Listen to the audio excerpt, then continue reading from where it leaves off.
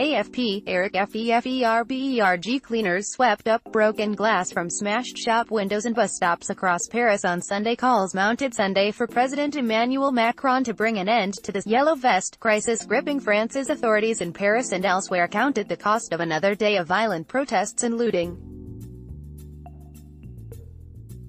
Authorities said the anti-Macron riots in Paris had been less violent than a week ago, with fewer injured, but City Hall said the physical damage was far worse as the protests were spread out across the capital. Burned-out cars dotted the streets in several neighborhoods on Sunday morning as cleaners swept up the broken glass from smashed shop windows and bus stops. There was much more dispersion, so many more places were impacted. Paris Deputy Mayor Emmanuel Gregoire told France Inter Radio, "There was much more damage yesterday than there was a week ago." AFP.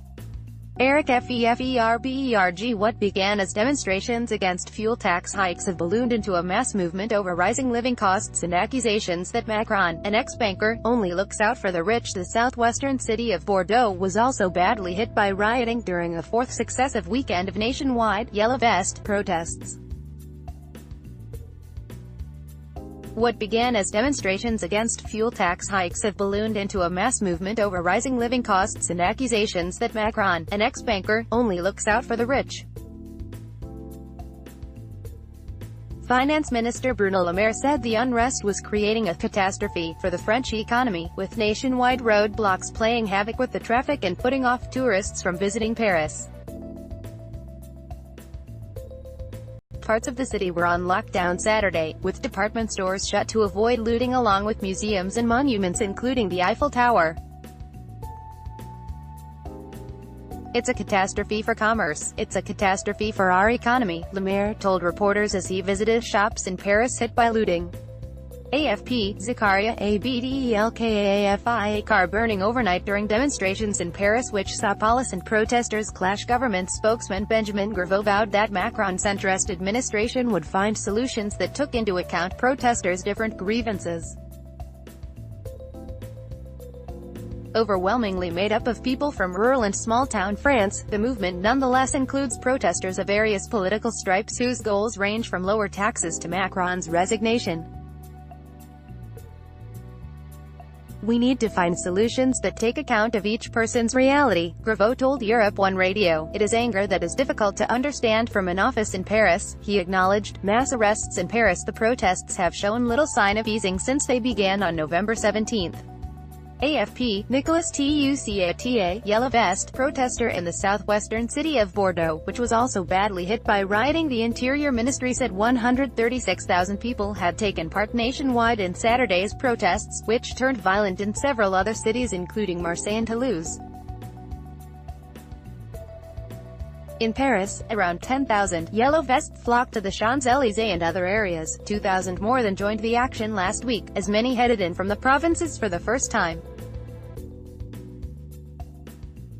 Nationwide, more than 1,700 people were detained, over 1,000 of them in Paris, as police vowed zero tolerance for anarchists, far-right supporters and others seeking to cause trouble. More than 500 people were still in custody in Paris by Sunday morning, officials said. Prime Minister Edouard Philippe had congratulated police on the security operation, which mobilized 8,000 officers and saw armored vehicles deployed in Paris for the first time. AFP, FEFERBERG Paris City Hall said the physical damage from Saturday's demonstrations was far worse than the previous week. Thibault de Montbrial, head of the CRSI security think tank, tweeted that authorities had managed to contain the hooligans who have repeatedly hijacked the protests to go on a looting and rioting spree. But he added, "The state cannot mobilize such forces every Saturday, and neither can shopkeepers barricade themselves in faced with violence which is not diminishing. This is a decisive political moment. Macron resigned." The embattled president, whose name rang out across the Champs-Élysées as protesters shouted, "Macron resigned," is expected to address the demonstrations in a much-anticipated speech in the coming days. AFP, Ludovic Marin calls are mounting for President Emmanuel Macron to bring an end to this yellow vest crisis gripping the country. The crisis facing a leader who had been hailed internationally as a youthful defender of liberal values is being closely watched abroad. Spain's El País newspaper said it was the first time the 40-year-old was hesitating, giving the impression that he does not know what to do. Macron has already offered protesters a string of concessions, including scrapping further rises in fuel taxes, a major clampdown for a president who had vowed not to be swayed, like his predecessors, by mass protests. So far he has refused to back down on another policy hated by the Yellow Vests, his decision to scrap the fortune tax on the wealthiest. Far-right leader Marine Le Pen, who is backed by some protesters from forgotten provincial France, but by no means all, called for Macron to recognize society's suffering and deliver immediate, very strong responses. Russian propaganda accounts. AFP, RSO Economoe, Yellow Vest protest event in Brussels on Saturday. As the movement spreads to France's neighbors, the movement has spread beyond France's borders, with around 400 arrested at a Yellow Vest event in Brussels on Saturday and peaceful demonstrations taking place in Dutch towns. In France, authorities have also launched an investigation into social media activity from accounts allegedly drumming up support for the protests, sources told AFP. According to Britain's Times newspaper, hundreds of online accounts